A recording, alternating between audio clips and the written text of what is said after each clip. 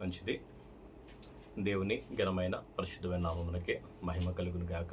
దేవుని యొక్క మహాకృపను బట్టి గతకాలం అంతా కూడా దేవుడు కాచి కాపాడి ఆయన రెక్కల కింద మళ్ళీ దాచి మరొక రోజు ఆయన సందులో ఆయన వాక్యాన్ని ధ్యానించుకోవడానికి ఆయన ఇచ్చిన ఈ సమయాన్ని బట్టి ఒకసారి దేవుని స్తుతించుకుందాం, ఆయనకి ప్రార్థన చేసుకుందాం. హల్లెలూయా, హల్లెలూయా, హల్లెలూయా అని ప్రార్థన చేసుకుందాం.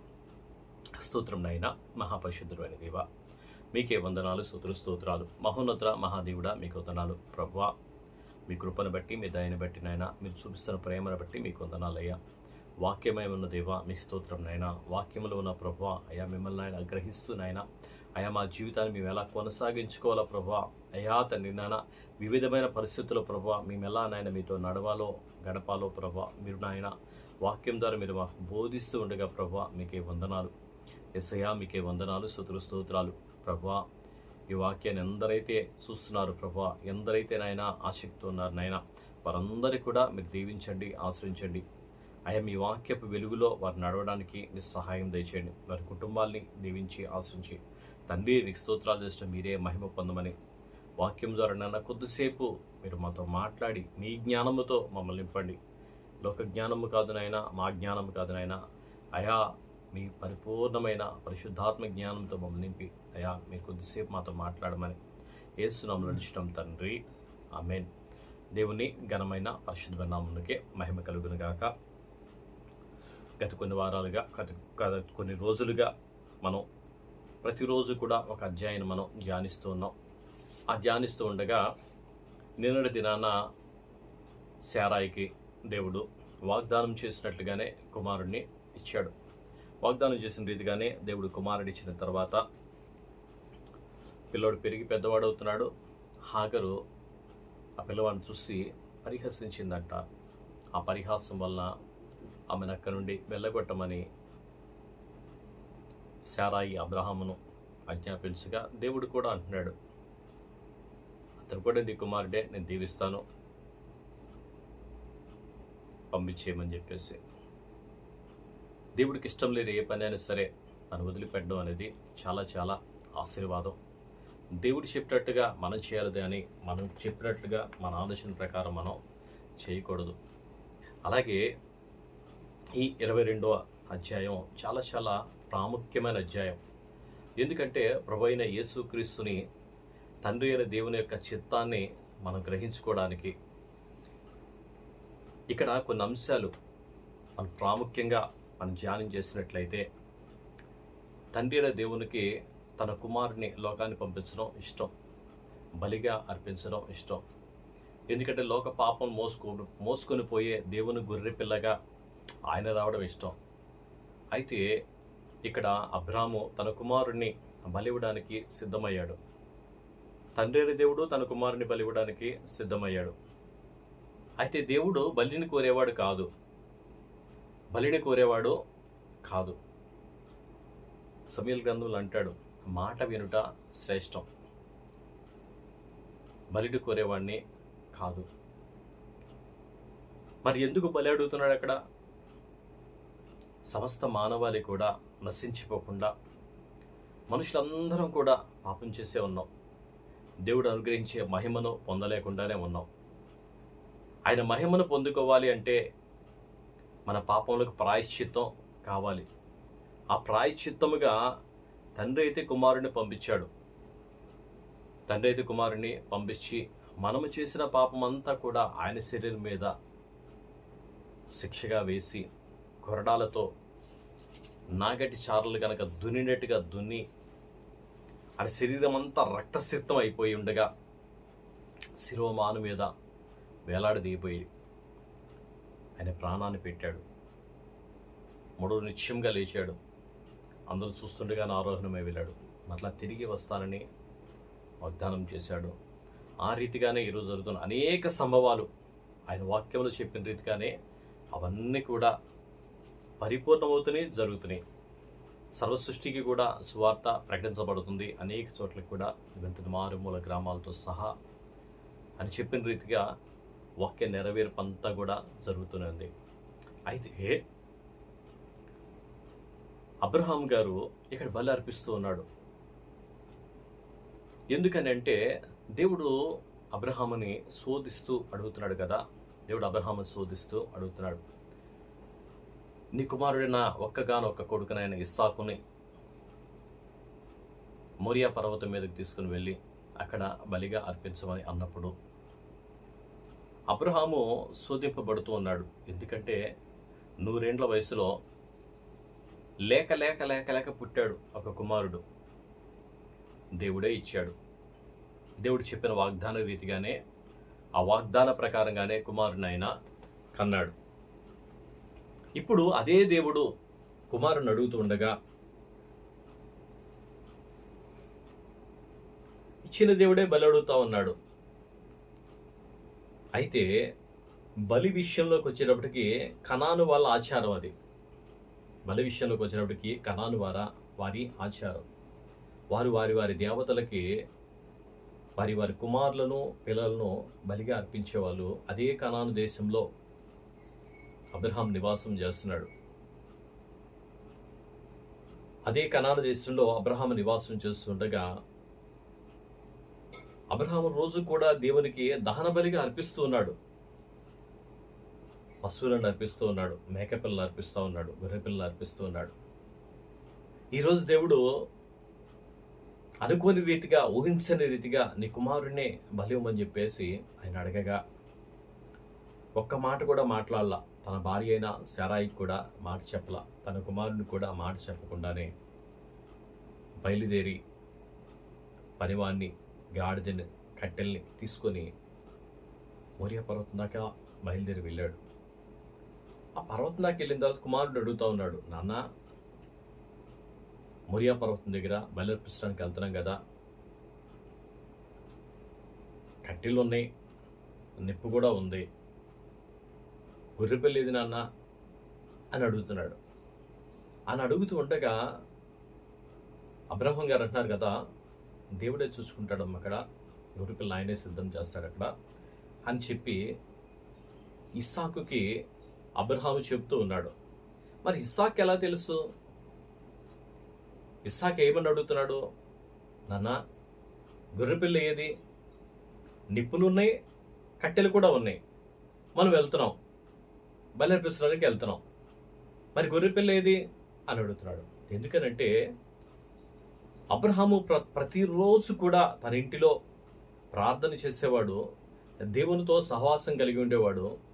అలాగే ప్రతిరోజు కూడా దేవునికి దహన బలి అర్పించేవాడు. అదంతా కూడా తన కుమారుడైన ఇస్సాకు చూస్తూ ఉన్నాడు. అంటే దేవునికి ఎంత విధేయులుగా ఉండాలో, దేవునికి ఎంత భయభక్తులు కలిగి ఉండాలో, దేవునితో ఎంత నమ్మకంగా ఉండాలో అదంతా కూడా ఇస్సాకు చూస్తూనే ఉన్నాడు.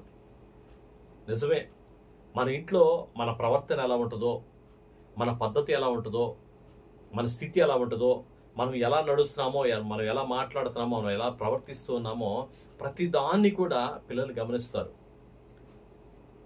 వాళ్ళకి తెలియదని మాత్రం భ్రమలో మాత్రం మనం ఉండకూడదు.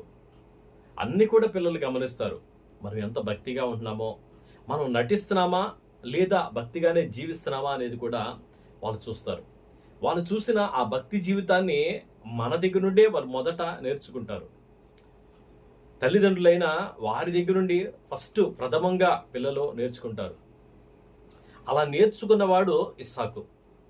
తండ్రిని అడుగుతున్నాడు, నాన్న దహన బలిగా గొర్రెపిల్ల ఏది, గొర్రెపిల్ల ఏదైనా సంగతి ఎలా తెలుసు? రోజు చేస్తున్న అబ్రహాము దేవుడు చేస్తున్న బలి ఆయన చూస్తూ ఉన్నాడు. మన ఇంట్లో మనం ఎంత దేవుని యందు భయభక్తులు కలిగి ఉంటామో పిల్లలు కూడా అంతే దేవుని యందు భయభక్తులు కలిగి ఉంటారు. దేవునితో ఎలా ఉండాలో వాళ్ళు నేర్చుకుంటారు. నిజానికి నేను ప్రతిరోజు కూడా వాక్యం చదువుతూ ఉంటా. ప్రతిరోజు నా కుటుంబంతో కూడి ఒక్కరోజైనా సరే కుటుంబ ప్రార్థన చేసుకోకుండా కానీ, వాక్యాన్ని చదువుకోకుండా కానీ ఇంట్లో బయటికి వెళ్ళాం. దాదాపుగా 99% ఒకనొక రోజు ఒక సేవకుడు చెప్తా ఉన్నాడు అనమాట. న్యాయపదుల గ్రంథంలో మాట అంటాడు కదా, ఈ పిల్లలు దేవుని ఎరగని జనముగా అయిపోయారంట. దేవుని ఎరగని జనం ఎందుకయ్యారంటే వాళ్ళ కుటుంబంలో కుటుంబ ప్రార్థన లేదు. అబ్రహాము జీవించిన జీవితం అనేది వారి కుటుంబాల్లో లేవు. మేము అబ్రహాము సంతానం అయితే చెప్పుకుంటున్నారు, కానీ అబ్రహాము యొక్క క్రియలు వారిలో లేవు కాబట్టి దేవుని ఎరగని జనం, అంటే దేవుని యందు భయభక్తులు లేని జనం, దేవునితో ఎలా ఉండాలో తెలియని జనం అక్కడ పట్టుకొని వచ్చారు. అయ్యో నిజమే కదా, నా పిల్లలు అలా ఉండకూడదు, నా కుటుంబం అలా ఉండకూడదు అని ఆ రోజు దేవుడు పెట్టిన భారం ఈరోజు కూడా కొనసాగుతూనే ఉంది. నేను ఎలా అయితే దేవునితో నమ్మకస్తుడిగా ఉండాలని నేను కోరుకుంటున్నాను, నాలాగే నా సహోదరులు ఉన్నారు, అలాగే నా స్నేహితులు ఉన్నారు, ఆత్మ సంబంధులైన వారు ఉన్నారు, వారు కూడా అలాగే ఆత్మీయంగా బలపడాలనే ఉద్దేశంతోనే ఈ వాక్యాన్ని ఇలా షూట్ చేయడం కానీ, అప్లోడ్ చేయడం కానీ, యూట్యూబ్లో దాన్ని ప్రాముఖ్యంగా చేయడం కానీ జరుగుతుంది. ఆ రోజు ఇస్సాకు నేర్చుకుంది తండ్రి దగ్గర నుండి దేవునికి ఎలా విధేయుడిగా ఉండాలో, దేవునికి ఎలా నమ్మకస్తుడిగా ఉండాలో, దేవుడు చెప్పినట్టు ఎలా చేయాలో తండ్రి దగ్గర నేర్చుకున్నాడు. వెళ్ళాడు, మొరియా పర్వతం దాకా వెళ్ళాడు, కాళ్ళు చేతులు కట్టేస్తున్నాడు, ఆ బలిపేట మీద పడుకుని పెడుతున్నాడు. అనుకున్నాడు, ఓహో ఆ గొర్రెపిల్లని నేనే అనమాట, ఆ గొర్రెపిల్లని నేనే అనమాట అని ఆ రోజు ఒక్క మాట కూడా మాట్లాడకుండా, అది ఎంత విధేయత అది, అంటే తండ్రి దగ్గర ఎంతగా నేర్చుకుని ఉంటాడు ఆ పిల్లోడు. దేవునికి లోబడ్డం, దేవుని మాట వినడం. నాన్న గొర్రెపిల్ల ఏది, దేవుడే చూసుకుంటాడు, ఓహో గొర్రెపిల్లని దేవుడే చూసుకుంటాడు అన్నమాట అని ఏమీ మాట్లాడకుండా నేనే గొర్రెపిల్లని అయి ఉంటానేమో అని పడుకున్నాడు. నిజంగా ఆ సన్నివేశాన్ని మనం ధ్యానిస్తున్నప్పుడు ప్రభువైన యేసుక్రీస్తు వారు ఆ ఒలివ కొండ మీద ప్రార్థన చేస్తూ దేవుణ్ణి చెమట రక్తపు బిందువు వలె మారుతూ ఉండగా, దేవుణ్ణి హెబ్రీయులకు రాసిన పత్రికలో ఉంది కదా, మరణము నుండి తప్పించగలిగిన వానికి ప్రార్థనలు యాచనలు ఆయన చేశాడంట. తండ్రి నీ చిత్తమైతే ఈ గిన్నె నా యొద్ద నుండి తొలగించు. నిజమే, శ్రమ వస్తుందంటే, బాధ వస్తుందంటే శరీరధారిగానే ఉన్నాడు ప్రభు. ఆయన కూడా మళ్ళాగే శోధించబడ్డాడు. మళ్ళాగే శోధించబడిన ఆయన మనవలే ఆయన ప్రార్థన చేస్తూ ఉన్నాడు, నీ చిత్తమైతే గిన్నె నా యుద్ధ నుండి తొలగించు అని. అయినా నా చిత్తం కాదు ప్రభువా, తండ్రి నా చిత్తం కాదు, నీ చిత్తమే సిద్ధించాలి, నీ చిత్తం ఇక్కడ నెరవేరాలి అని తండ్రి దేవునికి ఆయన ప్రార్థన. అంటే విధేయతని ఆ రోజు అబ్రహాము, ఇస్సాకు ఎలా అయితే విధేయులుగా ఉన్నారో, మన ప్రభు అయిన క్రీస్తు వారు తండ్రి అయిన దేవునితో అలాగే విధేయుడిగా ఉన్నాడు. మనము దేవునికి ఎంత విధేయులుగా ఉండాలో మాకు నేర్పిస్తూ ఉన్నారు. ప్రభు అయిన రాకడైతే ప్రభు అయిన యేసుక్రీస్తు వారి రాకడ చాలా దగ్గరగా ఉంది. మనం ఎంత విధేయులుగా ఉంటే ఆయన రాకడలో మనం ఎత్తపడతాం. ఆయన విధేయులుగా లేకపోతే ఈ లోకంలో కొట్టుకొని పోతూ ఉంటే లోకంలోనే కొట్టుకుపోతాం. చూడండి ఒకసారి వాక్యాన్ని మనం చూసుకుందాం. 22వ అధ్యాయము. ఆ సంగతులు జరిగిన తర్వాత దేవుడు అబ్రాహామును పరిశోధించెను. ఎట్లనగా ఆయన అబ్రామా అని పిలువగా అతడు చిత్తము ప్రభువా అనెను. అప్పుడు ఆయన, నీ ఒక్కడై ఉన్న నీ కుమారుని అనగా నీవు ప్రేమించు ఇస్సాకును తీసుకొని మోరియా దేశమునకు వెళ్ళి అక్కడ నేను నీతో చెప్పబోవు పర్వతములలో ఒకదాని మీద దహన బలిగా అతన్ని అర్పించమని చెప్పెను. తెల్లవారినప్పుడు అబ్రాము లేచి తన గాడిదకు గంత కట్టి తన పనివారిలో ఇద్దరిని తన కుమారుడగు ఇస్సాకును వెంట పెట్టుకొని దహన బలి కొరకు కట్టెలు చీల్చి లేచి దేవుడు తనతో చెప్పిన చోటికి వెళ్ళెను. 3వ నాడు అబ్రహాము కనులెత్తి దూరం నుండి ఆ చోటు చూచి తన పనివారితో, మీరు గాడిదతో ఇక్కడనే ఉండుడి, నేనును ఈ చిన్నవాడును అక్కడికి వెళ్ళి దేవునికి మ్రొక్కి మరలా మీ యొద్దకు వచ్చేదమని చెప్పి దహన బలికి కట్టెలు తీసుకొని తన కుమారుడు ఇస్సాకు మీద పెట్టి దహన బలికి కట్టెలు తీసుకొని తన కుమారుడు ఇస్సాకు మీద పెట్టి తన చేతితో నిప్పును కత్తిని పట్టుకొని పోయెను. వారిద్దరూ కూడి వెలుచుండగా ఇస్సాకు తన తండ్రి అయిన అబ్రహాముతో, నా తండ్రి అని పిలిచాను. అందుకతడు, ఏమి నా కుమారుడా అనెను. అప్పుడు అతడు, నిప్పును కట్టెలను ఉన్నవి గాని దహన బలికి గొర్రెపిల్ల ఏది అని అడుగగా, అబ్రహాము, నా కుమారుడా, దేవుడే దహన బలికి గొర్రెపిల్లను చూసుకొనుడని చెప్పెను.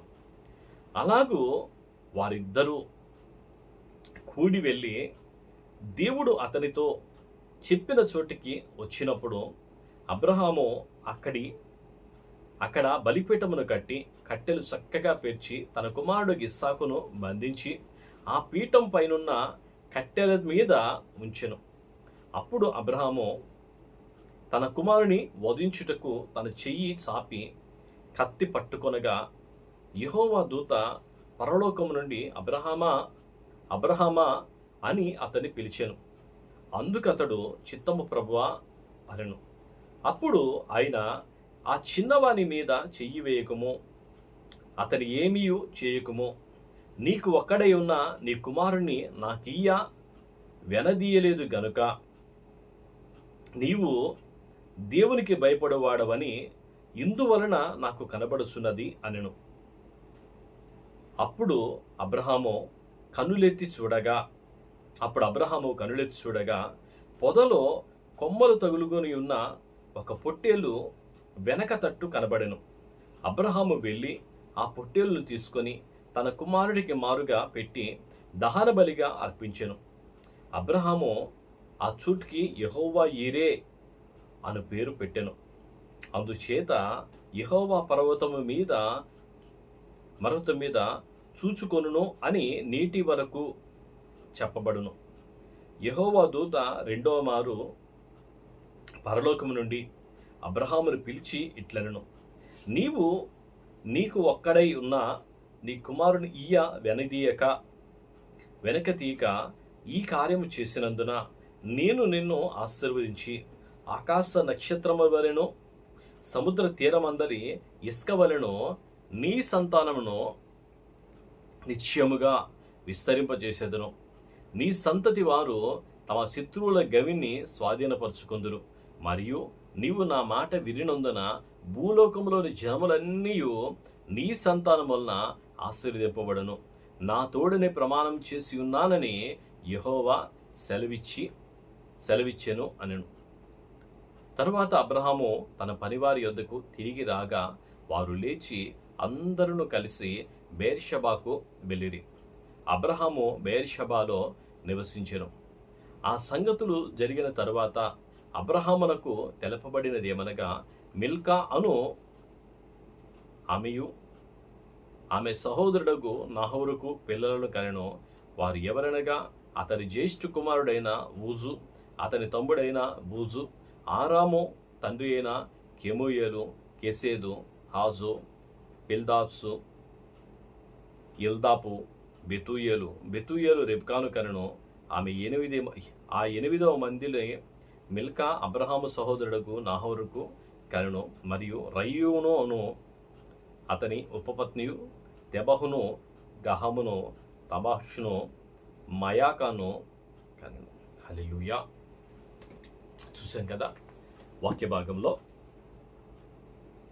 కట్టెలు ఇస్సాకు మీద పెట్టాడంట. తండ్రి ఏం పెట్టాడు? కట్టెలు ఇస్సాకు మీద పెట్టి తీసుకుని వెళ్తాడంట. తండ్రి అయిన దేవుడు సిలువను, మ్రానుతో చేయబడిన అదే సిలువను కుమారుడి మీద పెట్టాడు. బలికి తీసుకుని వెళ్ళాడు, బలి అర్పించాడు. అందరి నిమిత్తం, సర్వ మానవాళి నిమిత్తం ప్రభు ఆ రోజు సిలువ యాగం చేసి ఆయన పవిత్రమైన రక్తాన్ని పరిశుద్ధమైన ఆ దేవాలయంలో కూడా ఆయన తీసుకుని వెళ్ళాడు. ఈరోజు అందుకే మనకు రక్షణ వచ్చింది. అబ్రహాము చేసిన ఆ పనిని బట్టి సమస్త వంశములన్నీ, సమస్త జనములన్నీ కూడా ఆశీర్వదింపబడును అని దేవుడు వాగ్దానం చేస్తున్నాడు. నిజమే, శోధన రాక మానదు. ఆ శోధనలో దేవుడు ఏమై ఉన్నాడో, 100 ఏళ్ల వయసులో గర్భాన్నిచ్చిన దేవుడు, 100 ఏళ్ల వయసులో బిడ్డనిచ్చిన దేవుడు, అలాంటి వాళ్ళ 100 మందినైనా ఇవ్వడానికైనా సమర్థుడు. అబ్రహాము నమ్మాడు. తన పరివారు అడుగుతూ ఉండగా మరలా నేను తిరిగి వస్తాను అని చెప్పేసి చెప్తున్నాడు. నిజమే, మనం చెప్పగలుగుతామా? యేసయ్య రాకడ వస్తుంది, నేను ఎత్తబడతాను, ఆయన రాకడలో నేను సిద్ధంగా ఉన్నాను అని చెప్పగలుగుతామా? అటువంటి స్థితి మనందరం కూడా పొందుకుందుముగాక. అబ్రహాము తన జీవితంలో దేవునికి ఎలా అయితే అంచెలంచెలుగా దగ్గరయ్యాడో, ఎలా అయితే దేవునికి విధేయుడిగా రోజు రోజుకి ఎలా ఉండాలో ఆయన నేర్చుకున్నాడో, కేవలం ఒకటే, ప్రార్థనాపూర్వకమైన ఆ జీవితం. 318 మంది అలవర్చబడిన పనివారు ఆ ఇంట్లో ఉన్నారు. లోతు తప్పు చేసినప్పుడు శిక్షించడానికి వెళ్ళలేదు, కానీ రక్షించడానికే వెళ్ళారు. అలాగే ఇక్కడ కూడా అబ్రహాము తన కుమారుడు అడుగుతున్నాడు, ఇస్సాకు, నాన్న గొర్రెపిల్లేది అంటే. రోజు కూడా వాళ్ళ ఇంట్లో చేస్తున్న ఆ బలియాగానంతా కూడా, దేవుడు చేస్తున్న ప్రార్థనంతా కూడా, దేవుడి దగ్గర నుండి వాళ్ళు పొందుకున్న మేలంతా కూడా అన్నీ చూస్తాడు. నిజమే, మనం ఏ విషయంలో దీవింపబడినా ఆ దేవుని కృప తప్ప మనలోంటి ఏం లేదు. మనం ఎన్ని ప్రయత్నాలు చేసినా మన వల్ల ఏమీ కూడా మన వల్ల కాదు.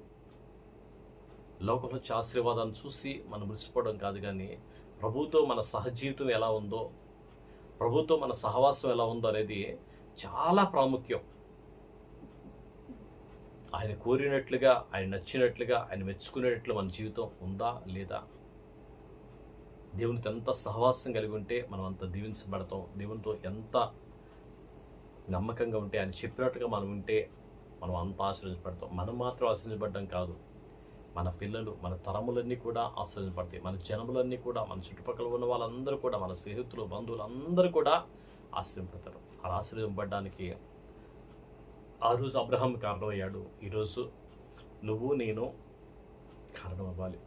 దేవుడి మాటలు దీవించి ఆశీర్వదించుడుగాక. చిన్న ప్రార్థన చేసుకుందాం. స్తోత్రం నైనా, మహాపరిశుద్ధుడు అయిన దేవ, మీకే వందనాలు, స్తోత్రాలు. మహోన్నతుడ, మహాగరుడ, గొప్పవాడ, జీవం గల యేసయ్య తండ్రి, అన్నాడు ప్రభా అబ్రహాం దర్శించిన దేవుడు నాయన. అయా, తన కుమారుని ఈయడానికి వెనుదీయక ఒక్క ప్రేమించున్న నీ కుమారుని మొరియా పర్వతానికి తీసుకుని వెళ్ళి అక్కడ బలి ఇవ్వమన్నప్పుడు నాయన వెనుదీయక నాయన ప్రయాణమయ్యాడు తండ్రి. అయా తండ్రి, మీకే వందనాలు, స్తోత్రాలు. మా జీవితంలో కూడా నాయన అయా, మా సాక్ష్య జీవితాన్ని మేము కాపాడుకుంటూ, అయా ముందున్న జీవితాన్ని మేము కాపాడుకుంటూ ప్రభా, అయా మీకోసం నాయన, మీ పని కోసం నాయన, అయా తండ్రి నాన్న, ఏ విషయంలో అయినా ప్రభా తండ్రి వెనుదీయక నాయన మీతో జీవించే జీవితాన్ని మాకు దయచేయండి తండ్రి. మీకు స్తోత్రాలు దేవా, మీకు స్తోత్రం. అయ్యా, మేము ఎంతైనా బలహీనము నాయన, అయా మీ బలముతో, మీ శక్తితో, మీ ఆత్మతో, మీ వాక్యముతోనైనా మా హృదయాన్ని నింపండి, సహాయం దయచేయండి. అయ్యా, ఇస్సాకు అడుగుతున్నాడు ప్రభా, అయ్యా నాన్న కట్టెలోనే నిప్పు ఉంది, గొర్రెపిల్లేది, దేవుడే చూసుకుంటాడు. ఇంట్లో చూస్తున్న బలియాగం అంతా కూడా ఇస్సాకు చూస్తున్నాడు. గొర్రెపిల్ల కావాలి కదా, ఏది నాన్న రోజు గొర్రెపిల్లని అర్పిస్తాడు కదా, గొర్రెపిల్ల ఏది అని తన మనసులో అనుకుంటానే పైకి వెళ్ళాడు. అక్కడికి వెళ్ళిన తర్వాత చేతులు కట్టేసి, కాళ్ళు కట్టేసి ఆ బలిపీటలు పడుకుని పెట్టగా, దేవుడు బలిని కోరే దేవుడు కాదు, నీ విధేయతనే కోరుతాడు. నువ్వు మాట వినడం ఆయనకి శ్రేష్టం. నువ్వు మాట వినటం వల్లనే తండ్రి మహిమపరచబడతాడు. అలా మాట విని అబ్రహాము సమస్త జన్మలకు ఈ రోజు వరకు కూడా ఆయన ఆశీర్వాదాన్ని తీసుకొని వచ్చాడు. మనం కూడా మన కుటుంబాలకి ఆశీర్వాదాన్ని తీసుకొచ్చే బిడ్డలుగా, మనం ఆశీర్వాదానికి కారణంగా మనందరం కూడా ఉందముగాక. ప్రభువా, స్తోత్రాలయ్యా. ఈ వాక్యాన్ని అందరైతే వింటున్నారో నాయన, వారందరూ కూడా మీరు దీవించండి, వారందరూ కూడా ఆశ్రయించండి. వారందరి మీదనైనా మీ కృప, మీ దయ ఉంచి తండ్రి మీకు స్తోత్రాలు చేసిన మీరే మహిమ పొందండి. మీ ఆత్మ అభిషేకం, కృప, దయ అందరి మీద ఉంచండి. ఎవరెవరి అవసరత ఉన్నారో నైనా ప్రతి అవసరత వాక్యం వినుచున్న ప్రతి బిడ్డలకి అయ్యా తీర్చబడును గాక. అయ్యా తండ్రి మీకు స్తోత్రం నైనా. బిడ్డలు ఆత్మీయంగా బలపరచబడుతూ వాక్యాన్ని ఇంకా షేర్ చేస్తున్నాయినా అయ్యా అనేక మంది నన్ను మీ తట్టు తిరగడానికి సహాయం దయచేయమని, మీ సన్ని తోడుగా వచ్చి నడిపించమని యేసు నామములో అడిగి వేడుకొనుచున్నాం తండ్రి. ఆమేన్, ఆమేన్, ఆమేన్. తండ్రి అయిన దేవుని ప్రేమ, కుమారుడైన యేసు కృప, పరిశుద్ధాత్మకమైన సవాసం సదాకాలం ఎల్లప్పుడు తోడుగా ఉండి నడిపించును గాక. ఆమేన్, ఆమేన్, ఆమేన్. అందరికీ వందనాలు.